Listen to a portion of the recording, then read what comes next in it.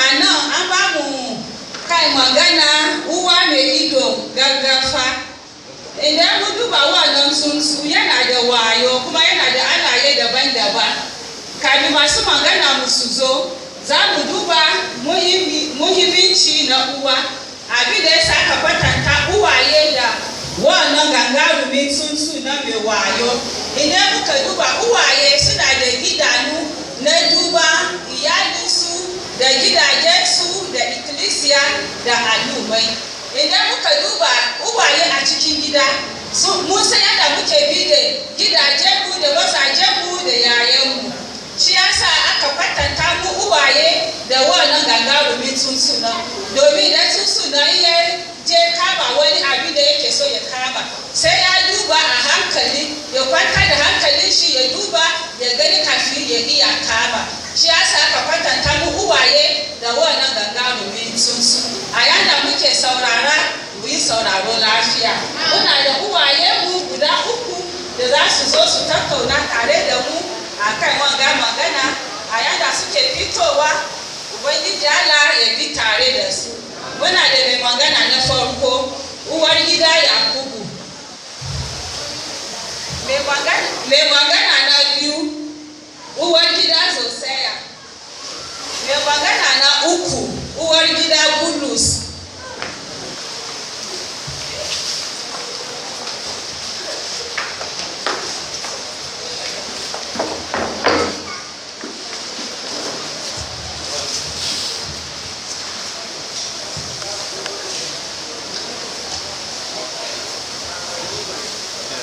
Tambaya gare ki uwar gida Yakubu.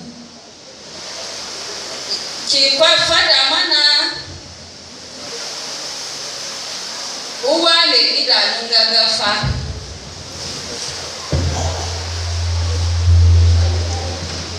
Na gode miki makujeriyar shiri. Za mu yi kwatanta kan magana mu na uwa mai idon gaggafa. Sa'annan muna magana game da uwaye mai idon gaggafa. Muna magana ne game da karfi kallonta na uwa wanda take almajiran Yesu Kristi, uwa wanda take mai da'a. Ya kamata uwa kirki ta kallo. Na ana bayana mana game da uwaye na gari, uwaye wanda suka mika kansu ga Yesu Kristi domin ya zama ubangijinsu da mai cetonsu. Uwaye waɗanda sun gagayaci Ruhu Mai Tsarki domin ya jagoranci rayuwarsu. Uwaye waɗanda za su zama uwaye waɗanda za su duba gidajensu da kyau su gane yaya na gidajensu ke tafiya. Uwaye kuma da za su zama uwaye kirki wanda za a kwatanta halayensu da mutanen duniya ba zai zo daya ba. Uwaye ne waɗanda za su zama da farin ciki, za su kawo salama a cikin gidaje. Uwaye da kuma wanda iyaye ‘ya'yansu za su kalle su yi farin ciki. Uwaye da waɗanda za su nema su gani kariya ‘ya'yansu a kowane lokaci. Ko da shike wani lokaci ‘ya'yanmu sukan shiga yanayin da bai cancanta ba, amma an ka ce mana uwa da ta zama uwa kirki ya kamata ta zama mai kallo, ta lura da iyalinta da kyau, ta lura iri tafiyan da suke yi, ta gane wadda hanya na ‘ya'yan da suke tafiya, da ita da mai gidanta yaya ne mazaje uwaye kirki suke tafiya a cikin gidaje. Ba a gaishe uwaye su zama uwaye na ta da hikina a cikin gida ba uwaye ne da za su zama uwaye da za su ce sai abin da ni na so shi za a yi a cikin gida ba uwaye ne da za su danna haƙƙi mazajensu domin su malake shi ba. Uwaye ne da za su kawo shawarwari da zai kawo ginawa a cikin gidajensu. Uwaye ne da za su zama masu addu'a yau da kullum domin su gani gidajensu ya kasance da kyau. Uwaye da kuma an ce mana uwaye ya kamata mu zama uwaye da za mu ziyarce ‘ya'yanmu a makarantu da suke zuwa, domin wani lokaci abin da uwa take koya ma yaro ba shi ne zai fita waje ya je ni ba, because yara da dama suna koyo halaye daga wurin abokanai a makarantu. Sai mu yi kokari mu duba wanda iri tafiya ‘ya'yanmu suke tafiya. In mun gani sun karaya sun kauce ga hanyar Ubangiji, za mu san hanyar da za bi da su ba a cikin hanyar fushi ko hasala ba, amma za mu ije su a hanyar da za su gane da hanyoyin da suke bi wanda bai cancanta ba. Bisa ga miji ya kamata uwa kirki wadda ta za ta duba take zama kamar wannan susu da aka kwatanta ta, ya kamata ta zama mace ne da za ta jagoranci mijinta domin ya yi girma, mace ne da za ta kawo dokaka ga suna Ubangiji Allah duk inda ta fita za a ce da ita wace nan mace Krista ce, wato ta dokaka suna Ubangiji Allah ta a cikin duka rayuwarta. Amma in mun aikata ayyukan da ba su da kyau, wato mun zama uwaye da ba za a kwatanta mu da wannan sunsu ba. Mun ga wannan sunsu ya zama gagarumi sunsu ne wanda ko da matalu ya'yanta za ta koya ma ya'yan yadda za ta bi domin wata rana in sun yi girma za su bi abin da ita take yi. Haka nan ne ake so mu uwaye mu kasance tare da shi. Haka nan ne ake so mu uwaye mu yi biyayya da umarni Ubangijin Allah, mu kiyaye rayuwa mu da kyau, mu yi tafiya wanda za a ga haske Ubangiji a cikin mu yi rayuwa mu koyo hali Abigail da lokacin da Nabal ya an so da mu a halaka gidan Nabal, kuma Abigail ta sama mace mai wanda za a kwatanta ta da wannan gagarumi sunsu, domin ta tsare iyalinta daga halaka, ta tsare iyalinta daga kowane iri bala'i da zai zo wurin ta. Haka nan ne a wannan lokaci ana gaya mana ko da shike muna tare da al'ummai da dama, kada mu yada mu koya halayensu, amma bari su koyo halayen kirki daga cikin gidajenmu. Abin da muka ji karan Ubangiji Allah ya taimake mu. Mun gode domin wannan bayani. A gare ki uwar gida Zosaya, ki fada mana game da wata mace cikin littafi mai sarki da idon gagafa da yadda ta kiyaye iyalinta. Thank you very much, moderator. I want to thank God for the opportunity given unto me to see this 2020 Mother's Day. I want to thank God for the opportunity given unto me to speak in this Mother's Day program. Yes, we talk about a woman with an eagle eyes in the Bible. It makes me to remember a woman in the Bible, which her name is Jezebel. Jezebel, she's the mother of Moses. When we look at the book of Exodus chapter 2 verse 1 to 9, we can see that Jezebel, she's the one that gave birth to Moses. And we can see that in this time that Jezebel gave birth to Moses, she gave birth to Moses, she saw that the child is good. She saw the future of her baby that is good. And we can see that this era that Moses was being given birth to, that was when there was a challenge where Pharaoh gave an order that the baby boy in the town should be killed. But we can see that was the time that Moses came to the world. And when Jezebel gave birth to Moses, she prepared the future. Moses was not born as a leader, but the mother prepared him to be a leader. And she prepared him to be used by God. And this is what they are trying to tell us, that a woman with an eagle eyes, we should try and see good things in our children. We should say positive things to them. We should see good in our children as a mother in the house. As a Christian mother, we should stay positive with our children. We should pronounce positive things to them. Because when Jezebel, she gave birth to Moses and she see that the boy has a great future, we can see that she tried to help him in order to achieve God's purpose for his life. And we can see also this woman, she tried in the book of Genesis chapter 1.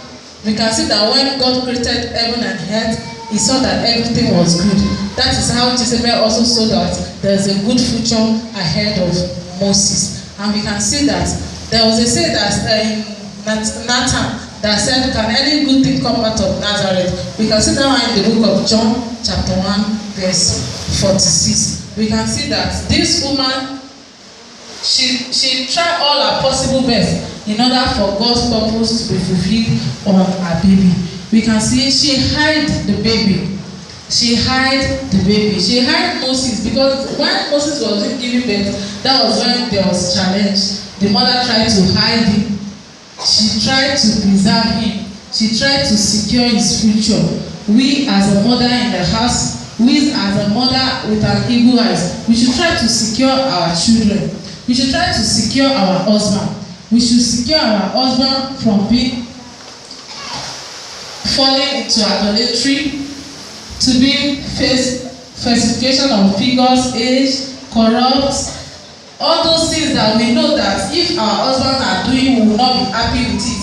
We should try and secure them. We should try and secure our children in order for them not to be disobedient, to dress modesty, to be honest, to be obedient. We should also help our children in church discipline, church activities, church programs. We should involve them in one way or the other in the church in order for us to secure their future. And I pray that as we are doing that, the Lord will help us in Jesus' name. We can see that as Moses was growing, he's becoming wiser. She took him and laid him.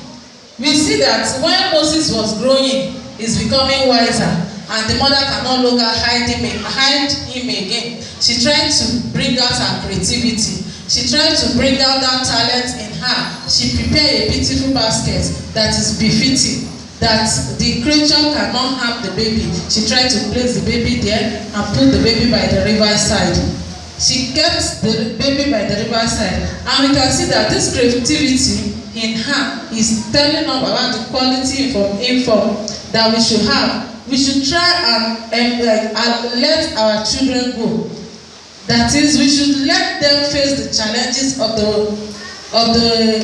we should allow them to face challenge in education, marriage. Not that we should be over pampering them. We should allow them to be free. That is when we will know what is in their mind. That is when we will know what they are about to do. We should allow them to face challenges. We should not be imposing things on them so that we will know what is in their own mind also. We can see that when she hid the baby, when she placed the baby, she set watch on him.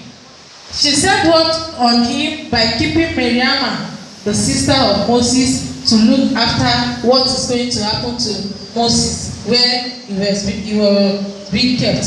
And we can see that she's there with her already made solution in her mind, with the solution she's going to give to Pharaoh's daughter. When she saw him, she came out to give the solution in order to allow Moses' mother to continue to take good care of Moses. We can see that Moses' mother, she let go when the boy was let go, and we can see that when she let go, the baby was also back to her.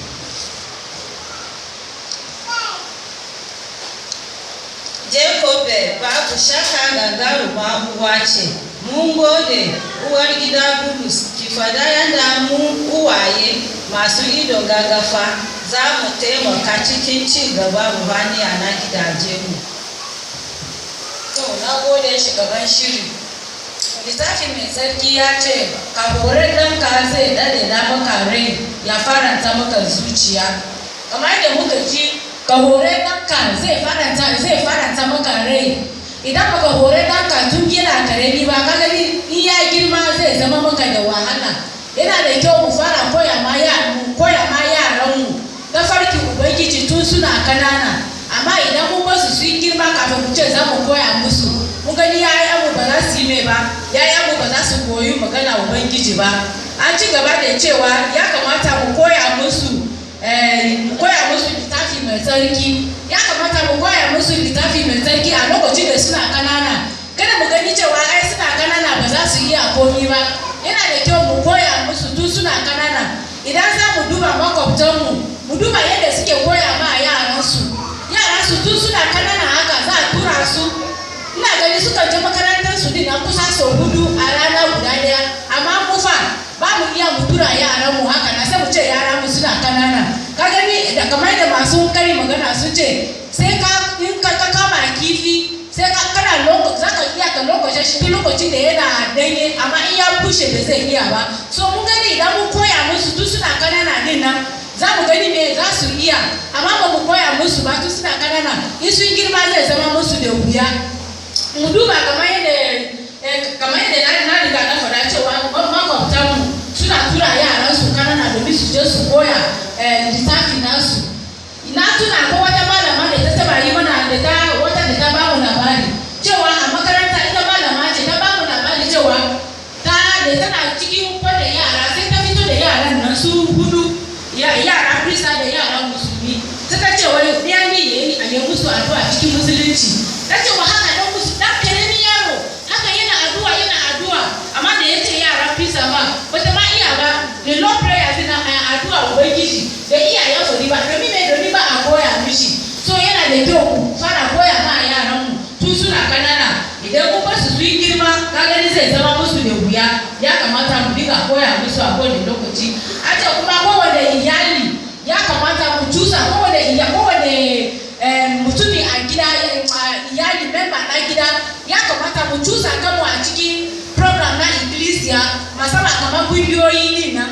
Wanda kungiya ne kai namiji, wanda kungiya kake, kai na mace wanda kungiya kike, ga yaya mu wanda kungiya suke. Mu duba leaders dinmu, ga ya mata su cika ikkilisiya amma leaders dinmu guda nawa ne? Kowa ya dawo ya zauna, ba ka sabon rai, ba ka BSF, ba ka youth, ba ka leaders, wanda kungiya kake. A ce yana da kyau ka cusa kanka a cikin wani kungiya domin ka samu ginuwa. Ga kwaya nan duka ana zuwa, wani duka wadannan ba ko guda daya da yake ciki. Wannan kuma ba zai kawo ka ba zai sa ka ginuwa ba. Amma idan ka samu kungiya guda daya ka shiga, zaka gani me zaka karfafa. Kuma ba wasu ana koya wasu abubuwa ne a cikin wadannan kungiyoyi ba. Duk ana koya da yadda kowa zai karfafa a cikin zaman rayuwarsa. So ka yi kokari idan ba ka a cikin wani kungiya, ko kai namiji ne idan ba ka zumunta maza, akwai youth. Idan ba ka youth, akwai wasu program da zaka yi ka sa kanka. So kada mu zauna haka nan mu ce wai ai mu ba za mu iya ba. Mu sa kanmu a cikin kungiyoyi, za mu gani Allah zai taimake mu. Ga uwaye mu wadansu, ga zumunta ga kwaya, wadansu ba ruwansu. Ko a yi ko kada a yi ba ruwansu. Don baka zo ka kwaya cikin kungiya mata ba, yaya ne za ka yi ka tarbiya da iyalinka? Yaya ne za ka yi ka zama wannan mai ido ga gafa? Sai ka zo an karfafa ka ne, ka zo na cikin dakin ka iya yadda za a koya maka, ba za ka iya ba. Sai ka hada hannu, in ka hada hannu daga wurin da za a koya maka. Wani ma kira da zai zauna a gidan shi ba, amma in ya shigo kungiya za a koya mishi wasu abubuwa da bai gane ba. So yana da kyau mu cusa kanmu a cikin wasu kungiyoyi, kada mu bari yaranmu a baya, mu sa mu duka mu tura da yaranmu a ciki. An ce kuma mu dinga yin addu'a tare da yaranmu. Kada mu gani cewa wani in zai yi addu'a sai ce kamar karamin yaro haka, sai ta ki bar shi me ne ya iya, ai wannan bai iya komai ba. A'a, ka tada shi ko yana bacci in za a iya rike shi. Idan ana tada shi haka nan a kullum zai saba. Inda lokacin addu'a yayi, za ku ga yaro nan zai tashi. Kuma kada mu rena addu'a da yayanmu da za mu ba ma yayanmu. Mu ce ai wannan na karamin yaro ne yayi addu'a Allah bai zai ansa ba. Addu'a su ma ya fi karba ma fiye da namu. Kina mu manya ma ina rike da wanda ya kwana a zuciya, sannan ka ce wai addu'a na ne zai karba. Na karamin yaro ne shi bai san komai ba. Zai iya yi addu'a na kuma Allah zai ansa. Ta wurin yadda za mu koya musu addu'a yau, za su yi ne ko ina sun je ba za su ci fargaba sai a gaban mutane su yi addu'a ba. Amma idan mu bar su a baya sai mu yi addu'a kan mu ce wai a kada mu sa ma yaran mu gani idan ba mu koya musu ba tun suna kanana ba za su iya ba. So mu zama uwaye masu ido gagafa yadda za mu koya mu tarbiyyar da yaran mu da mazajen mu a gida, yadda za mu yi tafiya. Kamar yadda aka ce wurin littafi mai sarki dina, kina ke uwa baki iya karatu littafi mai sarki ba, amma mai gidan ki ya iya, ya kamata ya yi ya tara yara dina yana dinga koya musu. In kuma ku iya ku biyu ne, za ku iya ku samu lokaci da za ku koya ma yara din nan, ku tarbiya da su yadda za su tashi su yi girma da sani littafi mai tsarki. Ko da ma za a yi deceiving din su a wani hanya ne, ba za a iya ba domin su riga sun kahu. Ku ga wata yarinya din nan da Boko Haram sun kama ta, inda yarinya din nan ba ta kahu a gidansu ba, da ba za ta yi wannan ba. Amma domin iyaye ta sun tarbiya da ita, har gashi yau ya zama mana mu Kirista abun da muna fahariya da ita. So me yasa mu ma ba za mu iya mu koyar da yaran mu? Wata rana ko su shiga cikin matsala ne za su iya su tsaya domin me domin su samu tarbiyya a wurare a wajen mu iyaye yadda muka tarbiyya da su yadda ko sun je ina ba za su ji tsoro ba za su tsaya da karfi su yi magana su tsaya da karfi domin me domin su samu kwaisuwa daga gida ba za su ji tsoro yin komai ba bari abu da muka ji ubangijin Allah ya taimake mu. Ta mun gode maku sosai kaunatattu yanwa zama uwa ba wasa ba ce aiki ne na duka rayuwa da ya zama dole a yi shi sosai muna bukatar yin addu'a domin alheri na saya daidai da kuma karfi domin kiyaye gidajenmu daga asarori da ba su kamata ba. Mun gode kwarai barka da rana uwaye mai farin ciki gare mu duka muna ce maku mun gode nan muka kawo karshen rana uwaye mu muna ce maku mun gode da muku da hankulin zama yadda muka hada da ke mu shekara da za cikin koshin laka mu sake haɗa fuskoki mu haka cikin sunan Yesu muna ce maku mun gode Allah ya bishe mu. Thank you so much. Na tsaya ne da mai yi magana kan batun wuri da aka ɗauka cikin wannan wallet a cikin wannan bosa.